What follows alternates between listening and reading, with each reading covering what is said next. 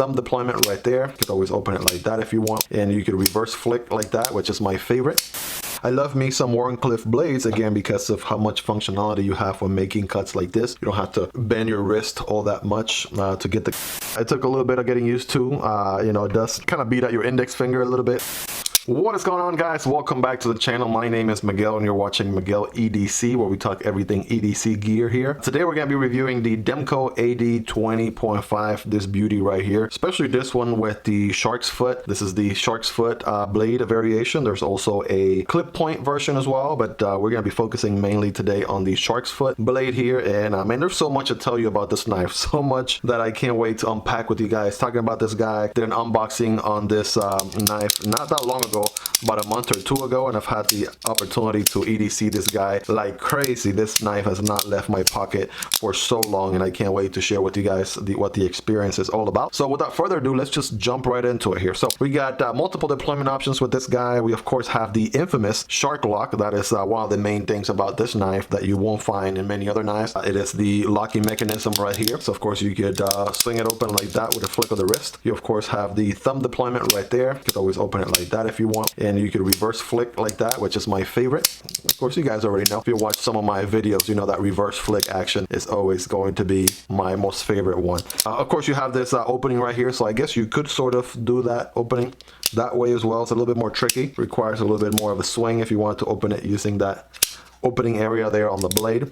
Of course, we have the shark's foot, which is a very Wharncliffe looking blade style right here. We're gonna get into that. Let's get some quick measurements here. Let's get that out of the way really quick. Let's get an overall length on this guy. So it comes in right at, let's see, all right, total length is gonna be 7.5, just a little bit shy of 7.5 inches. The total blade there is gonna be 3 inches and, you know, maybe 1/8 or so. The actual cutting edge is gonna be 2.75 or 2 inches and 3/4 right there, and the handle is going to be around, let's see where we got total handle, it's going to be around 4 3/8 of an inch. This guy of course has a sibling, and that is the clip point version of the Demko AD25 AD20.5. Of course, you've seen this in pretty much every review in the channel up until this point. There's so much about this blade style that I'm able to do when I'm EDCing this knife, whereas you know, there are other applications where the shark's foot comes a little bit more handy, especially like cutting packages and things like that. So we're gonna get more into that as the review progresses, but let me give you some quick comparisons. Of course, there's the sibling there, the clip point AD20.5. I recently did a review on the Spyderco Smock, and if you want to check that out, check the links in the description. But yeah, they come here very, very comparable. I always think of the AD20.5 and the Smock as sort of having the same blade, except with the Smock, they sort of grabbed the image and just stretched it a bit and made it a little bit thinner. You know, once you see it, you can't unsee it. If you get the reference, let me know in the comments. So the clip point is going to be just a little bit longer by hair, and the Smock of course is a little bit longer also. But again, just some quick comparisons right there to give you a quick idea. Since I show you the Smock there, let me also compare it to the PM2 at the top there, and here is the Para 3. Both reviews on these guys are live on the channel as well. Yeah, it definitely compares a lot more to the Para 3, no doubt about that, right? Overall length a lot closer to the Para 3. Para 2 or PM2 is going to be a much larger, medium to larger knife, whereas the Demko AD20.5 is more on the medium range, right? Similar to the Para 3. All right, let's compare it to the SENCUT brothers. Here is the Sachse and Crowley. Also, reviews for these guys are live on the channel as well. Very comparable to the Sachse. The Crowley is going to be a little bit longer handle, longer blade also. All right, you guys be the judge of that. But yeah, it compares a little bit more to the Sachse because the handle on the Sachse is not as long, right? Handle on the Sachse is a little bit shorter, and that helps with the overall knife length. And that Sachse likes to dance. Look at that. If I tap the table just as much, that guy likes to go for a wild dancing adventure right there. And last but not least, of course, we have the behemoth. That is the Ontario Wrap Model 1 and the Ontario Wrap Model 2, right? Model 2. So Model 1, of course, is going to be in a category of its own. It's such a big knife, medium to large knife. And so that leaves the AD20.5 being more comparable to the Model 2, right? In that medium to small range, right? I would say the Model 2 is more of a medium to small knife, but as you can see, it's much more comparable to the AD20.5 than the Model 1 is. The action on this guy is like nothing else. Action on this guy is beautiful, right? We talked about the deployment options earlier, and there's something unique, something about this sound that you don't find in any other knife. Listen to that.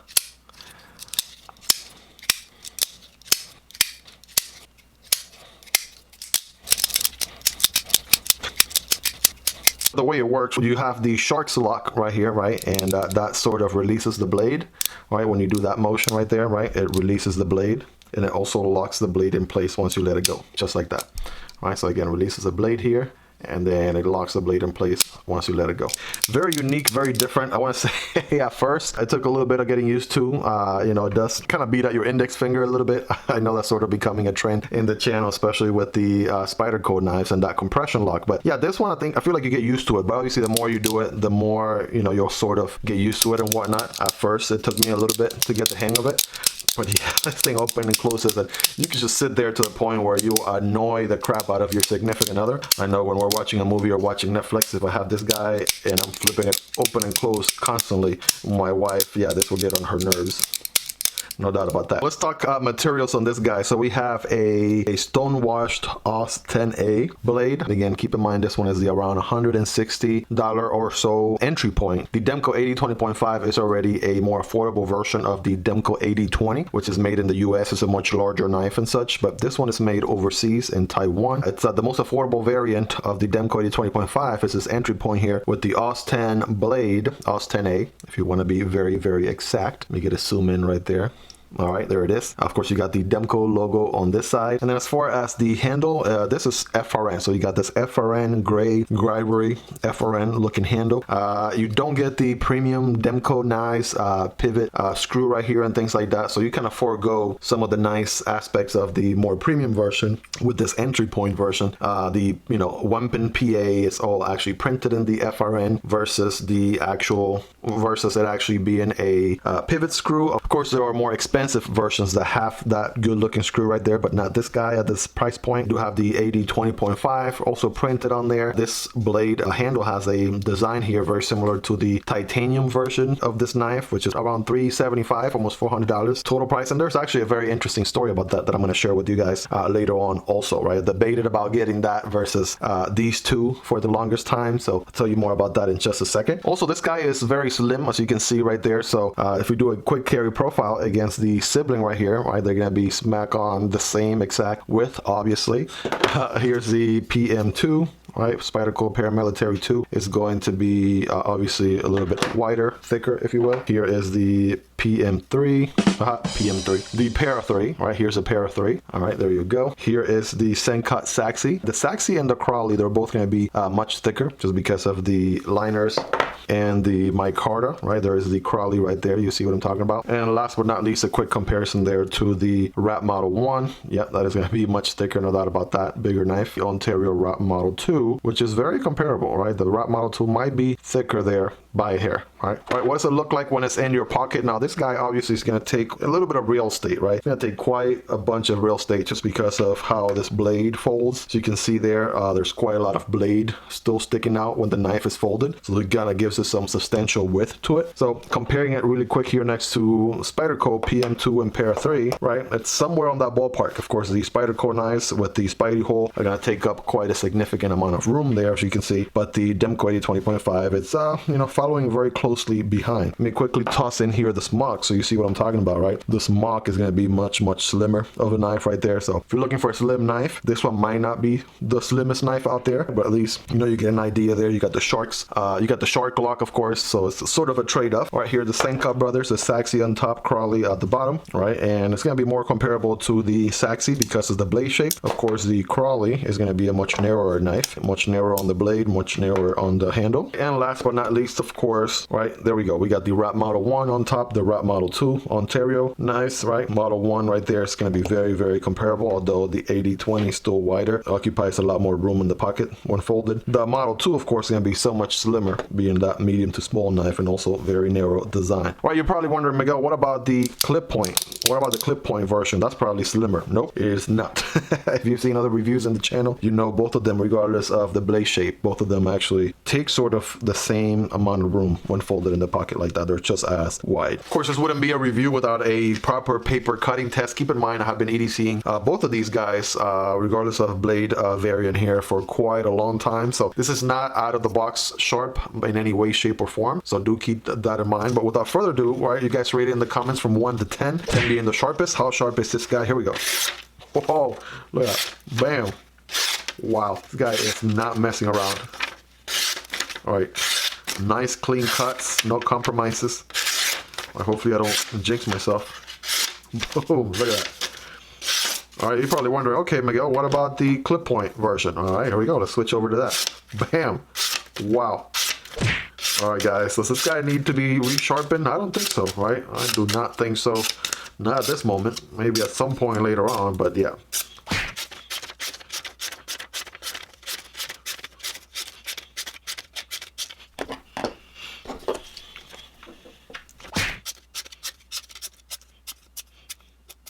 Since we're here, let's do a quick hardware check on this guy like we do in every review. By the way, my tools are linked down below in the description. They're part of the Spyderco set, and it has every drill bit, a couple of screwdrivers, everything you might need to assemble, disassemble, maintain your knife. Check out those affiliate links down below. They come at no extra cost to you. I want to take a good guess with this guy, and I want to say that's probably T6 all around, which will be sort of a shame because I would have wanted those to be T8. But that looks like it's T6, and the pivot might be a T8 or T10. Right? If it's T10, I'll be impressed. Might just be a T8, and that's pretty much it, right? Notice too, there's a lot of pins on this guy, so at least 1, 2, 3 different pins kind of holding it together right there, right? So only screws are used towards the back on the handle. So that pivot screw right there, right, it's actually holding a lot of pressure right there since there are no screws on this, part of the handle. Moment of truth, here we go. T6, yes, yeah, it was a T6 right there on the handle screws. All right, let's check out the pocket clip. So the pocket clip screws are going to be T6 as well. Let's check T8 on the pivot, and yeah, that is loosey-goosey. So I'm pretty sure it's going to be a T10, which was my original guess right there, and bam, there it is, T10 on the pivot screw. All right, so you got T6 everywhere except T10 on the pivot, and then a couple of pins right there in the mix. Let's do a quick weight on this guy. All right, let's do a quick weight on this guy. I want to get some comparable knives out here. There we go, PM2, Para 3, right? Doesn't get more comparable than that. We'll even have the clip point here to check the weight on that as well. So Para 3 comes in at 3.3 ounces, right? The PM2 comes in at 3.8 ounces. And based on my scale, I want to say maybe 3.9, right? 3.94 ounces on the AD20.5. Here we go. Moment of truth. 3.6 on this guy. Is the clip point any different? Clip point any different? Let's see. All right, the clip point is going to be 3.6 as well. 3.6 on both of them. All right, well, last time for fair measure. There it is, right? 3.6 ounces. Blade stock thickness on this guy is going to be, yeah, definitely much less than the AD20. Of course, this is the smaller version. So the stock thickness on this guy is going to be 0.12 inches. Very comparable to the Smock. I want to say the Smock was also 0.12 or 0.11, yeah. There you go, 0.11 on the Smock, whereas let's say the PM2 and Para 3 were 0.14. All right, there you go, some quick comparison right there. That is of course on the thickest part, 0.12 inches. On the very, very tip, this one is not necessarily the sliciest of blades, 0.02 inches right there on the very, very tip. I might leave those guys there in reference as we're gonna be comparing them back and forth quite a bit here. All right, so let's talk about this guy here. What has the carrying experience been like? I gotta tell you guys, like I mentioned earlier, I threw this thing in my pocket and it lived there for weeks and weeks at a time. This guy is such an awesome EDC. I'm so glad that I went ahead and pulled the trigger on this one. We do have a flat grind blade right here. It is stonewashed like I mentioned earlier. A lot of people have an issue with the AUS 10A. So far this thing has been super sharp. Haven't had any issues. Are there more premium steels out there? Of course there are, right? But for the price point, maybe Demko could have stretched it and put a different, more premium steel. Again, it's not a deal breaker for me. I'm happy with what this steel has done for me so far. There are so many different applications that the shark foot comes in a little bit more friendly than the clip point. And one of the things I like about it is the fact that you can make some very utility cuts right here like this, as I shall demonstrate with this leftover Amazon package right here. But yeah, you can make some very good cuts with that blade right there like that. Right? Imagine making those cuts with this type of blade. It would be, you kind of have to kind of move your wrist even higher just to get the tip to sink in. It is just so much easier, right? It is so much easier to do with this blade shape like that. All right, hopefully that was a good demonstration. I figure I'd rather show you than just talk about it. This guy has a very good, very solid jimping going on at the top there. That is very solid for a good portion of the blade. So even if you have larger hands, I feel like your thumb is going to be accommodated every single way. The ergos on this guy are a dream. As you can see with this sort of shape right here, right? Kind of leads your index there. And then you got this little bump right there. And it kind of leads every finger where they need to fall. Still got plenty of handle, right? Still left there, right? And keep in mind, this is a medium knife. I have a medium medium-sized hands. They're not too big, they're not too small, and it accommodates my hand very, very well. I want to say the pocket clip does not get in the way. It doesn't necessarily create a sore spot or anything like that. My gripe that I do have about the pocket clip is that it is not deep carry. This guy is not deep carry at all, so when you are carrying your knife with the default pocket clip, about that much of your knife is going to show, which is a bit of a shame. I guess I could have, I have been researching, trying to look for a good aftermarket pocket clip, just like I did with the Spyderco knives, right? Just to make it a little bit more pocket carry, deep pocket carry than it comes from the factory. I'm still yet to find, right? If you guys have any recommendations, let me know in the comments, but I'm still yet to find a good deep pocket carry alternatives from the Demko AD20.5, or maybe perhaps I haven't looked hard enough. But yeah, so far I'm rocking the stock pocket clip for now. That is my only, probably the only gripe I have with this guy, is how much it sticks out in the pocket. You do have a substantial lanyard hole or lanyard tube right there, so that is quite substantial, as you can clearly see there, so you should have no issues with that whatsoever. Thumb studs on this guy are very, very comfortable to deploy over and over and over again. You could do a slow opening like that, right? That's not going to be an issue either. Interesting story about this guy. So obviously I ended up getting the two Demko AD20.5 blade variants, the clip point, the shark's foot, and what's interesting about these guys is that for the longest time I debated about getting either blade shape, but on the titanium version. The titanium version that I wanted is the one with this like diamond design, and that one comes in around $375 before tax. So I could have grabbed one knife with a very good quality for around $375, almost $400, or what I decided to do instead, the other route, was getting two knives. Yes, they are the entry point, but you know, for the purpose of the channel, for the purpose of comparing back and forth, for the purpose of experiencing both blade shapes, this did it for me right here, right? The ability to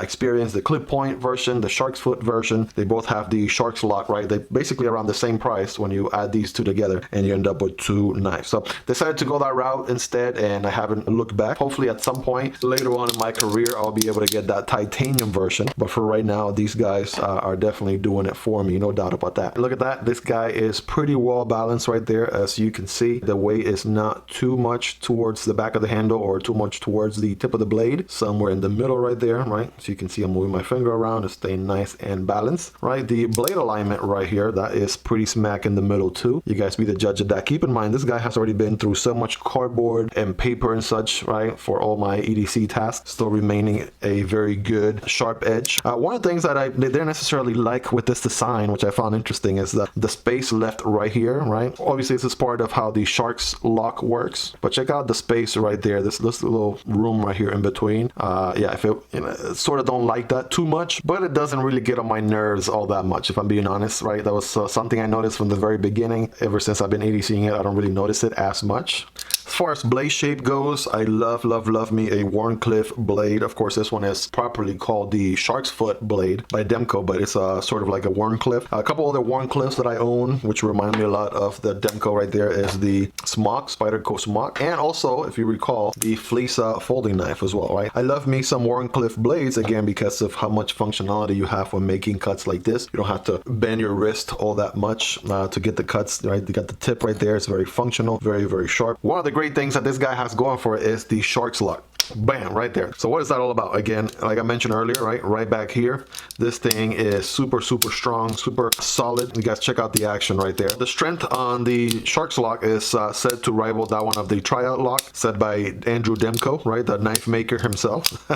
So it should be very strong. If I check the how rigid this is right here, guys, there's no movement whatsoever right here. That blade right there with the handle, that construction is rock solid, 10 out of 10. That is not moving any way, shape, or form. And one great thing about the shark's lock as well is the fact that it is ambidextrous, right? So you could use it with your left hand, your right hand, obviously, right? So, you know, as long as you know, index finger all day, every day. And of course, I have no skills with my left hand whatsoever, but as you can see there, I am making it happen.